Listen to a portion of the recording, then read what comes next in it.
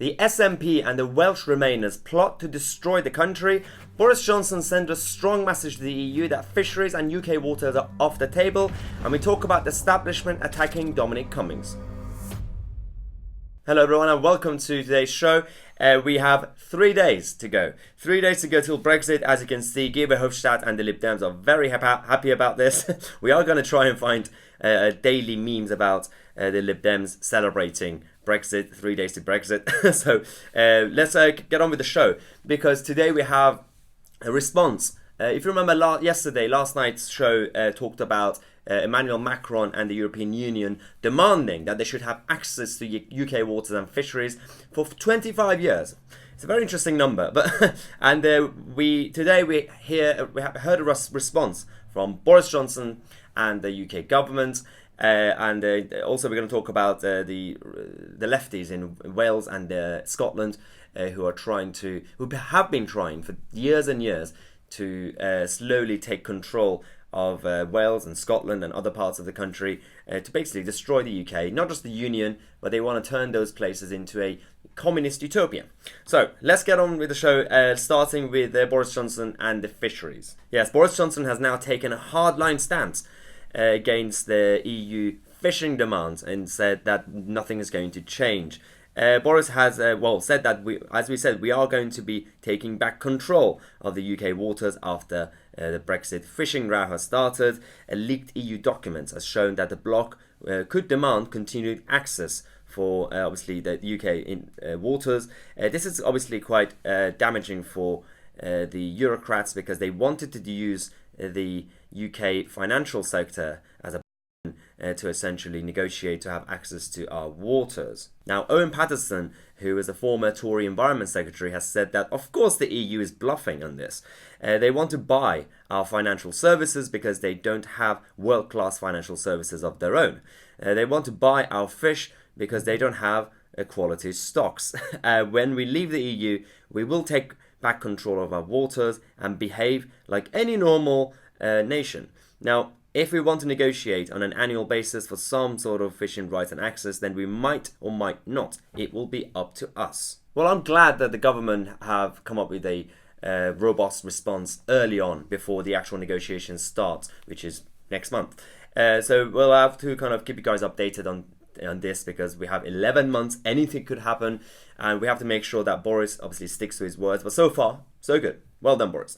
Now, talking about the Scottish Nationalists and the Welsh Nationalists, what they have been trying to do over the last few years and a couple of decades is that they have control of the areas to the Welsh Assembly and the Scottish Parliament.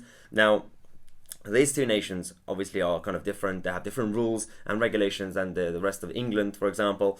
The SNP they've been in talks with the EU to try to keep Scotland essentially a member of the European Union. Obviously, it doesn't work that way. You have to, firstly get your independence, and then you have to apply to be a member. But what they're trying to do is, in order to get what they want, which is basically the socialist control and big government control in Scotland and in Wales, they have actually been running these places, the Welsh Assembly and the Scottish Parliament, in a very bad way, on purpose. I mean, this is a theory that a lot of people say it's on purpose, that they've actually been ruining things so that they could blame Westminster, so they could get their referendum and leave. I mean, starting with Scotland. Though SNP have been in charge for a while, yet Scotland is by far the worst part of the UK when it comes to disadvantaged students. The richest Scottish students are 3.53 times more likely to enter university aged 18 via UCAS than the poorest ones, compared to 2.58 in Northern Ireland and 2.56 in Wales and 2.52 in England. Fewer than 1 in 10 young people from the most disadvantaged areas begin to study towards a degree by the age of 20. And so they're not really actually doing anything when it comes to higher education, but also, apart from the free university tuitions and everything else, poor Scots have actually been victims of this. Protecting Scottish students from university tuition fees have resulted in a £20 million transfer from disadvantaged students to middle-class ones. These are the people that eventually end up voting for the SNP. And I mean, free tuition fees have been funded by cutting the student grants, which is Nicola Sturgeon's policy.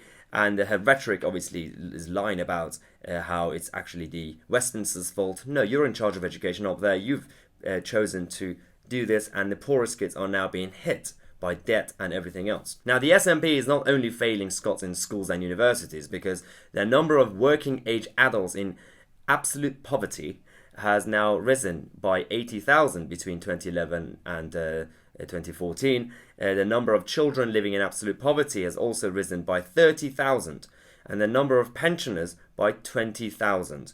And poverty in Scotland has been growing, and this is again an area where the Scottish Parliament and the SNP are in charge. They cannot blame Westminster for this, and the mismanagement is too weird to be a coincidence or just incompetence. A lot of people say that this is actually, they're doing it on purpose so that they could blame Westminster and then get their independence. Now, when it comes to the NHS and health, the SNP's targets for waiting times for hospital admission have also been repeatedly missed, including that it's a guarantee of 12-week maximum wait for planned treatment for inpatients. Patients are more likely to have to wait over 31 days for cancer treatment in Scotland than England. And it's just absolutely embarrassing. There are also grave health inequalities. Those in the most deprived areas are 2.4 times more likely to have a heart attack than those in the most affluent areas. Having said all that, the priority for Nicola Sturgeon and her gang is to get close to the European Union, to basically destroy the nation states that they have and we have in the UK. One thing she wants to do is to create this Scottish visa for migrants, for obviously European citizens and everybody else, which is absolutely ludicrous. They obviously, when we leave the EU, we'll have control over our borders, but she wants basically people to get a Scottish visa, go to Scotland, and then how is she going to stop them from leaving Scotland, coming to England? Because there's no border. And this is the whole problem. This is an interview she did, and she was exposed. It's unlikely, isn't it? Because if you had a Scottish visa, people could come into Scotland, and then, since we're one country, move around the country freely. They might abuse it.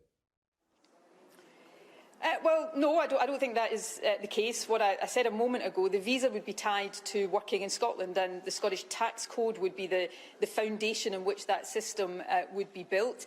Of course, there would be detailed discussions we'd need to have about exactly how that operated in practice. But that's not the only thing when it comes to Nicola Sturgeon and the EU, the connection between them. She's so obsessed with it, the whole concept, that on the 31st of January, she wants to fly the EU flag over the Scottish government headquarters, to obviously, it's all virtue signalling and sending a message that, we are European, blah, blah, blah. But it's not just the SNP, because a lot of people, this is the same tactic that Labour used under Tony Blair and previously the left-wing parties in government, where, for example, they want to bring a lot of people from the overseas, other countries, because they know, and they're going to give them a lot of benefits and a lot of free stuff, and then they're going to make a mess out of the country so they could say it's the right-wing people's fault. And that way, all the new migrants coming to the country will be voting for these left-wing parties. Again, the same thing happened under Blair, where the majority of migrants who came to the UK became left-wing. They voted Labour because they said, well, it's thanks to Blair that we are in this country, so we have to vote Labour. Look, there's a red flower. It's nice.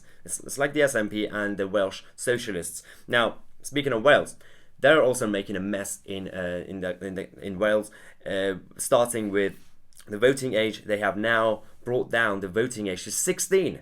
So children now vote in the Welsh Assembly, and they want to do the same in the local elections very soon, which is quite risky. They have also basically given voting rights to foreigners, to European citizens and other foreigners in the Welsh Assembly elections. They want to again do the same thing for the local elections. We know why. They've also done some idiotic policies, such as taking power and control away from parents when it comes to the kids at school. So obviously, generally speaking, across the whole Western world, parents should have a say when it comes to the relationship between the kids and the school, the teachers. So if the parent wants to take the kid out of a specific school or a class, for example, RE or other classes, they should be able to, it's their right, but in Wales that right has been taken away. And speaking of virtue signalling, they want to basically the Welsh nationalists want to have a sanctuary. They want Wales to be a sanctuary for illegals, so that all the illegals could go there and just stay there. Don't know what sort of rights they're going to give them that, but that's another thing that they're doing. And only last week, Wales, essentially, the Assembly and the Socialists, Remainers, voted against the withdrawal agreement and the Brexit bill, even though Wales is one of the parts of the countries that overwhelmingly voted for Brexit. So they can't use the same excuse that Nicola Sturgeon uses in Scotland, saying, well, Scotland voted Remain, or London voted Remain. No, Wales actually voted Leave, and their establishment is actually against democracy and their own voters. Again, the theory is that they implement these policies, including bringing down the voting age and giving rights to foreigners to vote, to essentially make sure that eventually they have the full control of the governance of those places. And this way they could centralize everything. The reason they are in favor of the EU is not because they love Europe, it's because they know that it's that full-on centralization and, as people say, globalization. So it's a big problem, and we have to do something about this. The UK Westminster parties and government in general, and people, all of us, we do have to stand up to this, because if we are complacent over the next few years, you are going to have a situation where not only the union is going to be breaking down, but those places could become a socialist utopia, and that's not good for the people who live there.